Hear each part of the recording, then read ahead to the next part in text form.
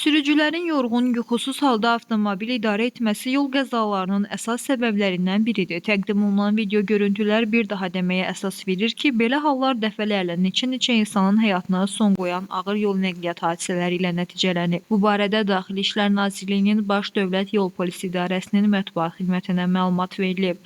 Bildirilib ki, DYP tərəfindən bu haqda çağırışların edilməsinə, zəruri qabaqlayıcı tədbirlərin görülməsinə baxmayaraq, təəssüf ki, hələ də sürücülər arasında yorğun, yuxusuz, iş və istirahət rejiminə əməl etmədən sükan arxasında əyləşənlər tapılır. Baş Dövlət Yol Polisi İdarəsinin həyata keçirdiyi növbəti tədbir zamanı da sürücülərlə bu mövzuda zəruri izahat işləri, maarifləndirici söhbətlər aparılıb. Xüsusilə yük və sərnişin daşıma fəaliyyəti ilə məşğul olan sürücülərə iş və istirahət rejiminə əməl etməyin vacibliyi xatırladılıb. 2-3 saatlıq fasiləsiz hərəkətdən sonra qısa müddətli istirahət etməyin əhəmiyyəti izah olunub.